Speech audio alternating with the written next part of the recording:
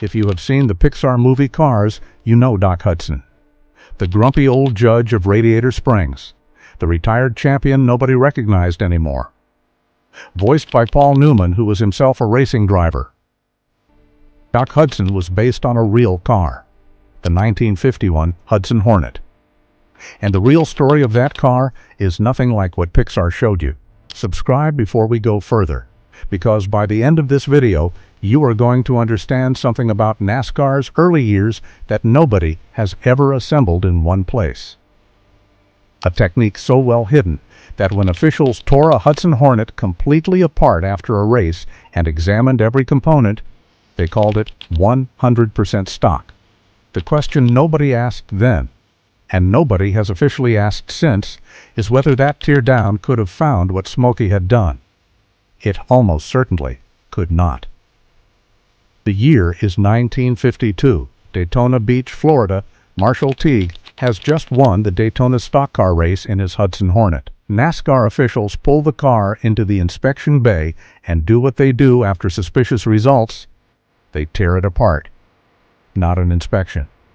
A complete disassembly. Every component examined. Every part checked against factory specifications. When they finish, they announce their findings to the press. 100% stock. Teague had won 12 of the previous 13 AAA events he had entered that season. Combined with the Daytona win, his Hudson Hornet had accumulated 40 wins from 48 major stock car events in 1952 alone. That is an 83% win rate.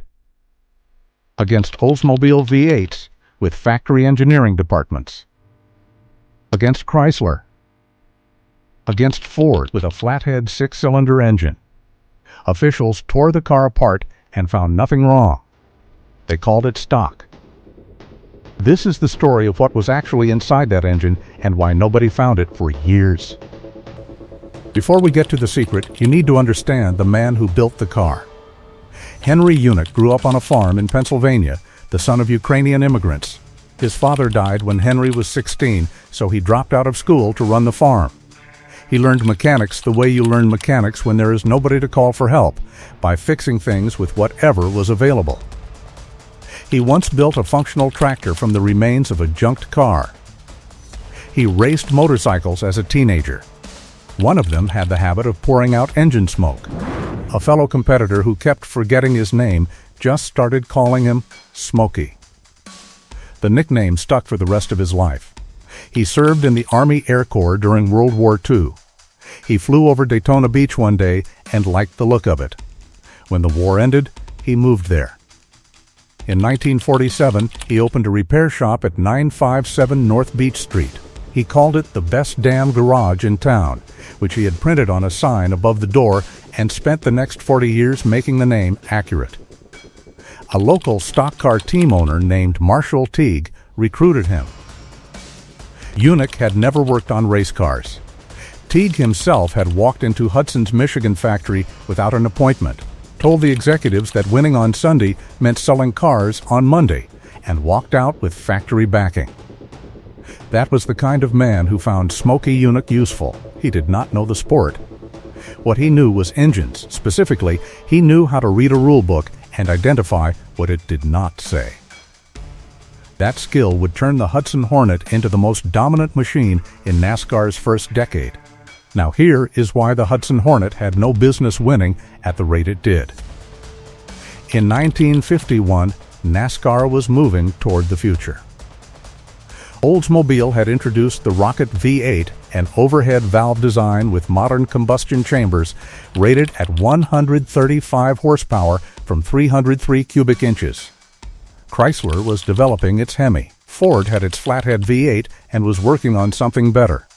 The direction of the sport was clear: more cylinders, more displacement, overhead valves. Hudson had a 6-cylinder flathead. Not just any flathead. The H145 308 cubic inches was the largest displacement 6-cylinder in mass-produced passenger cars at the time. But still, 6 cylinders, side valves, and an older configuration. In the engineering conversation of 1951, This was not supposed to be a competitor, except for two things that no competitor had yet understood. The first thing was the chassis. Hudson had introduced something called step-down design in 1948. The floor of the car was dropped down to sit between the frame rails instead of on top of them. This sounds like a minor architectural detail. It was not. It meant the passengers sat lower. It meant the car's center of gravity was lower, on the tight dirt ovals and the few paved tracks of early NASCAR. A lower center of gravity meant the car cornered with a stability and ease that the competition literally could not match without, as Mechanics Illustrated put it, pulling themselves apart in the corners. The second thing was inside the engine. Hudson's engineers had designed the H-145 with the valves canted 7 degrees toward the cylinder bore, not parallel to the bore the way traditional flatheads were built. This created better combustion chamber geometry than anyone outside Hudson knew about. The baseline engine made 145 horsepower at 3,800 RPM and 257 pound-feet of torque at just 1,800 RPM. The Oldsmobile Rocket V8, which had been getting all the attention, made 135 horsepower from a V8 configuration. The Hudson 6 outpowered it in baseline form. Then Hudson introduced the twin H-Power package, 2 Carter single-barrel carburetors on a dual intake manifold. Power climbed to 170 horsepower. Then they released the 7X, a crate engine, not factory installed, ordered separately by Sirius Racers and assembled by hand at the Hudson factory. Special block. Larger valves. A camshaft ground to factory specifications with the precise designation 040 0.390-inch valve lift, 268 degrees of duration, high compression heads achieving 9.2 to 1, which was, as Max Motor City Garage described it, remarkable for an L-head combustion chamber. Hudson never released official horsepower figures for the 7X. They said the estimates ranged from 220 to 270 horsepower and wisely decided not to print a number on the spec sheet. Marshall Teague, driving this car on factory support and Smokey Yunick's preparation, told journalists he could reach 112 miles per hour from a NASCAR-certified stock Hornet. And now, here is what Smokey saw when he looked at the manifold. A cast-iron manifold in 1951 was made the same way cast-iron manifolds had been made for decades. Molten iron was poured into a sand mold. The sand was removed after cooling. What remained inside the passages, the channels through which exhaust gas or air and fuel would travel, was a surface that looked like the inside of a cave. Rough, irregular, lumps and bumps, where the sand had left its texture in the iron as it cooled. Sharp edges where passages changed direction. The NASCAR rulebook of that era was a document you could fit in a shirt pocket. On the subject of manifolds, it was specific about one thing: you could not port the manifold by hand. Porting by hand meant taking a grinding tool and reshaping those internal passages yourself. The rule existed because NASCAR understood what hand porting produced. Smooth passages. Better gas flow. More power. The rule was written to prevent that. The rule said you cannot port by hand. It did not say you cannot pump an abrasive compound through the passages instead. Smokey put the manifold down and went to his workbench. Valve grinding compound is not an exotic material. Every engine shop in the country kept it. It is a paste of silicon carbide or aluminum oxide particles suspended in a petroleum-based carrier, the same compound a mechanic uses to lap valves against their seats, ensuring a perfect seal. Silicon carbide has a Mohs hardness of 9 to 9.5 on a scale where diamond is 10. Cast iron sits at 4 to 5. The abrasive cuts the iron.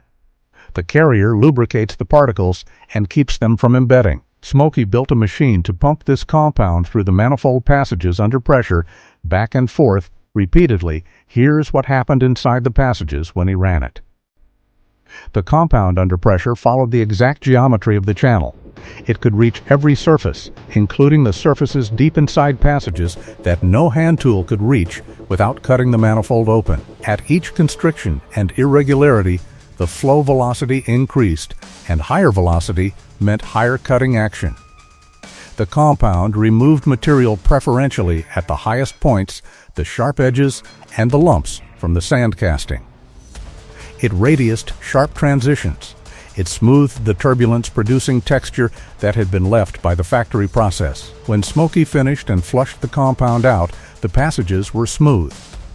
Not polished like a mirror, not visually different from the outside, where the casting still showed the gray factory finish. But inside, where exhaust gas would travel at racing temperatures and hundreds of times per minute, the surface was transformed. The Garage Journal account from a period mechanic describes it precisely. He rigged a machine to pump valve grinding compound through the manifold, which smoothed the casting to get better airflow, but did not change the appearance of the casting. That is the entire trick. The manifold looked exactly like what it was, a factory Hudson casting. The inspector held it, checked its dimensions, and set it down. It passed. What the inspector could not do was see inside it. To examine the internal surface of a sealed manifold casting in 1951, you would need to cut it open, which would destroy it, or use a bore scope, which was not standard inspection equipment, or measure the surface roughness with instruments that did not exist in the field. None of those options were available. The inspection was visual. The manifold looked stock. The inspection was complete.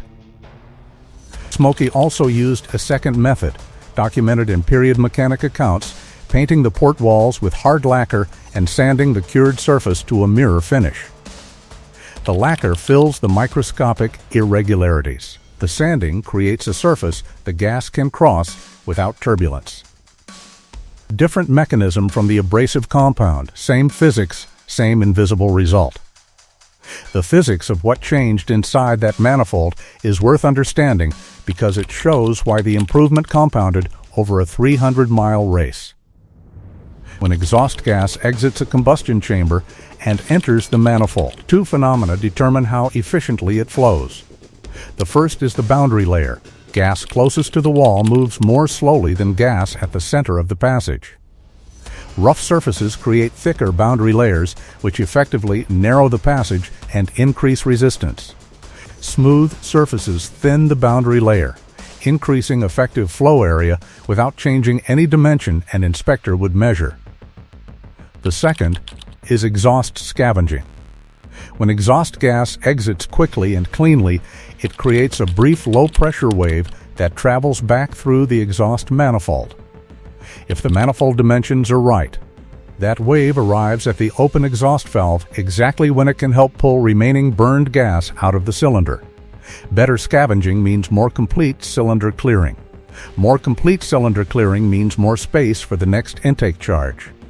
More intake charge means more combustion. More combustion means more power.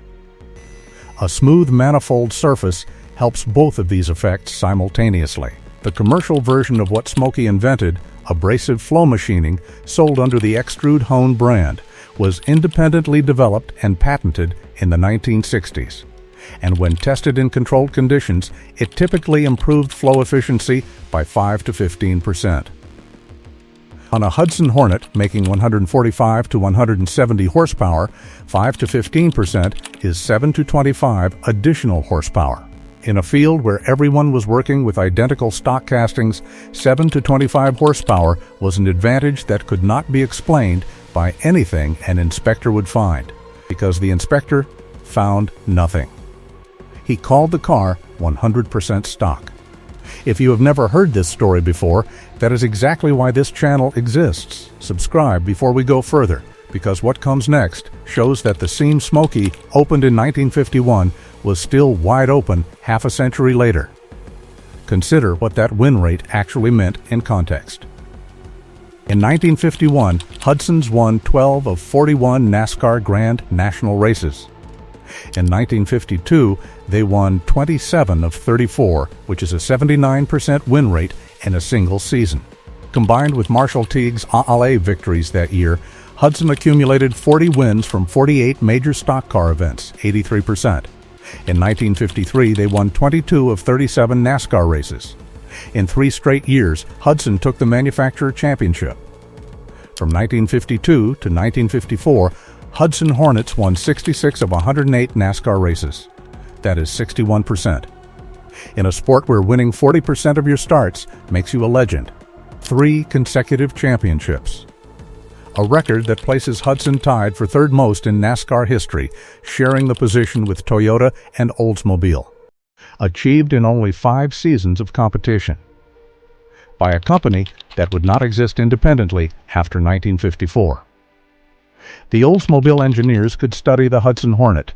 They did study it. After every significant result, in every teardown, they went through the car looking for the explanation.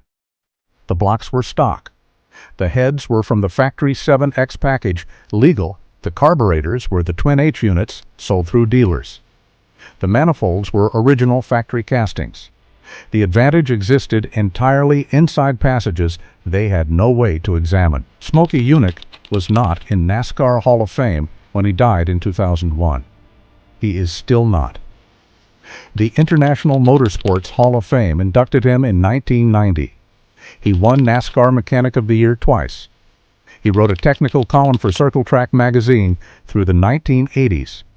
In 1983, he won the Inventor of the Year award, in part for the hot vapor engine, a fuel vaporization system that used engine heat to gasify the fuel mixture before combustion. He was thinking about airflow and combustion in 1983 the same way he had been thinking about it in 1951.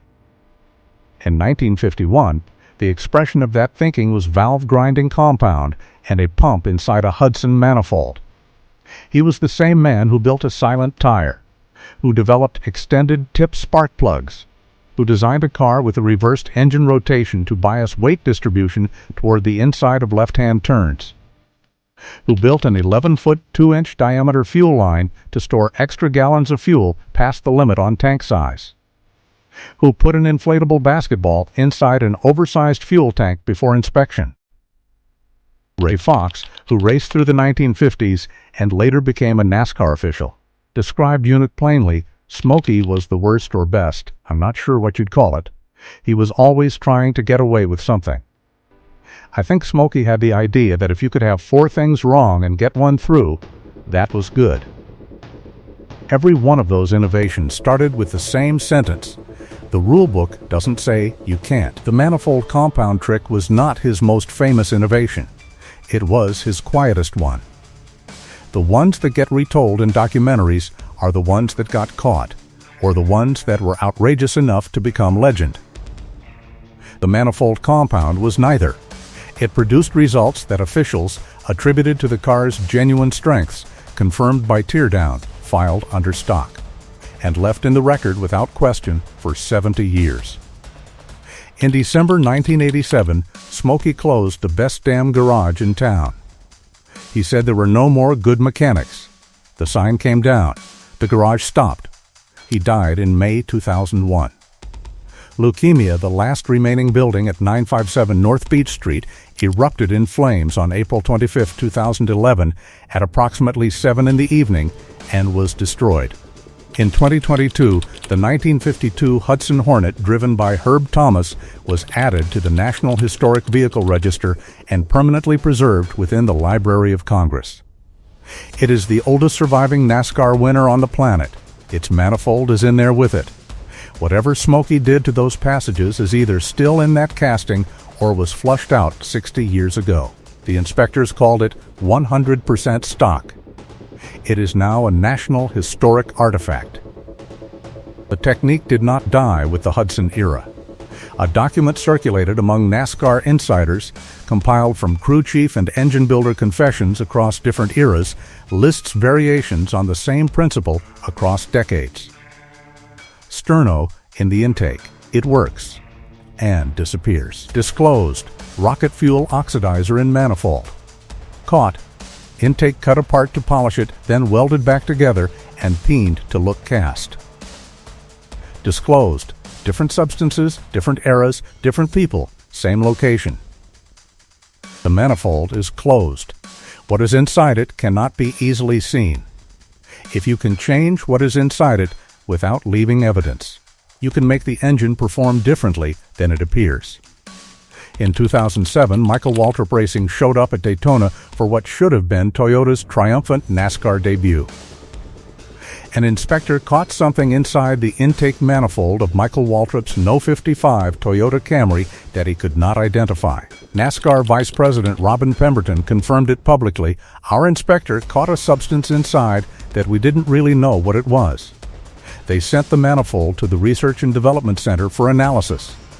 The substance was believed by rival engine builders to be propylene oxide, an oxidant that improves combustion efficiency, detectable only briefly before it burns away. One crew chief told reporters that the chemical had been used a number of times before by other teams and was undetectable after use. Another said that unless NASCAR sealed the manifold immediately, every trace of it would have evaporated within 2 hours. Here's the detail that confirms how systematic it was when officials suspected what they had found. They made the crew swap the intake manifold before qualifying. Then they checked the replacement manifold. They found the same residue. The treatment was not a one-time contamination. It was how Mobil prepared their manifolds. The replacement they had ready was prepared the same way. Crew Chief David Hyder was suspended indefinitely. The team lost 100 championship points before the season began. Toyota's debut was catastrophic. 56 years between Smokey Yunick's valve grinding compound and Michael Waltrip's propylene oxide. Different substances, different era, different chemistry, same location inside the car, same impossibility of detection once the substance had done its work and the engine was running. Same principle. The manifold is closed. What is inside it cannot be seen. If you can change what is inside it without leaving evidence, you can make the engine perform differently than it appears. Smokey found that seam in 1951. It was still open in 2007. The 1952 championship belongs to Tim Flock. The 1953 championship belongs to Herb Thomas. Both won in the Hudson Hornets. Both championships are official. Both are in the NASCAR Hall of Fame record. The teardown of Teague's car was stock. The manifold that was inside that car has not been measured since.